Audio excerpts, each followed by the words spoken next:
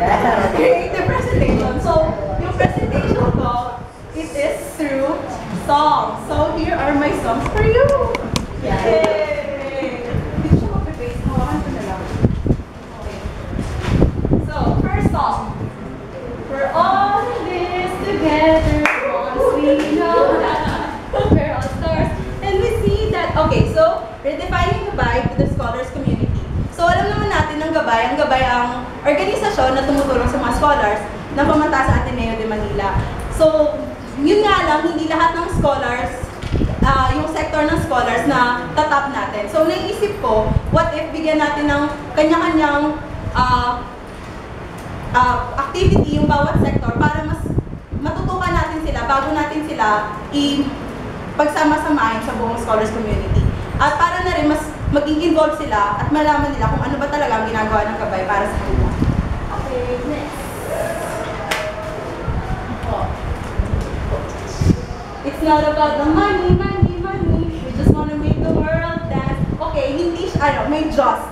Kasi, it's not just about the money, money. It's for more tie-ups and creative fundraising projects. Hindi lang dapat pera. Laging iniisip natin, kailangan natin ng pera, kailangan natin kumita para sa mga proyekto natin sa Gabay. Pero, kailangan din natin mag-build ng relationship sa mga tao na mga kasama na nakikipag-tie up tayo. Lalo na, makakapag-build din tayo ng relationship sa kanila para mabigyan nila tayo ng link with other sponsors.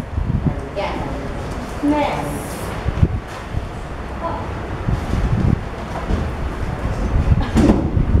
Love is an open door.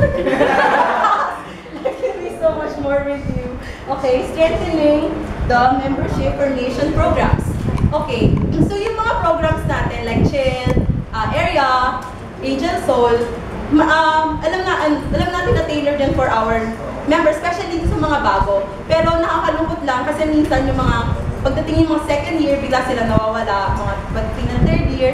So sana, for me, kailangan i-emphasize sa kanila na love natin sila, bakit natin ginagawa yung mga projects na yon, and emphasize din natin na magiging mas masaya yung life natin as organized, as part of Gabay, kung lahat tayo sama-sama sa mga formation programs. Kasi hindi lang naman to para sa Gabay, kundi para din sa ikabubuti ng bawat member ng Gabay.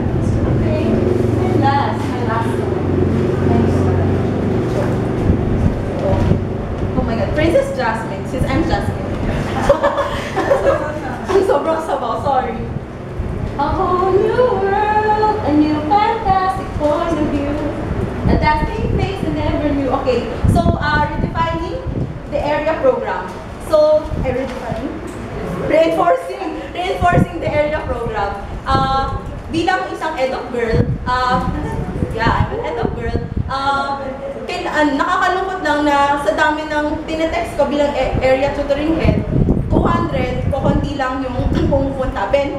So, wala pang ilang 10% nung, I mean 10% lang siya nung number of tutoring arms. So, kailangan i-reinforce sa bawat, for me, yung mga promotions, content promotions, tapos sa bawat projects, i-incorporate kung gaano ba talaga kahalaga ang area program para sa mga miyembro. Kasi, yun nga, kung nasa area tayo, it's a new fantastic point of view na makikita natin yung reality na iba to sa nararanasan natin sa Ateneo. And at the same time, mabibigyan din natin ng opportunity na magkaroon ng magandang kinabukasan yung mga kids na pinaglilingkuran natin sa area. Yun lang. And I wish that I can be a part of your world. Yes!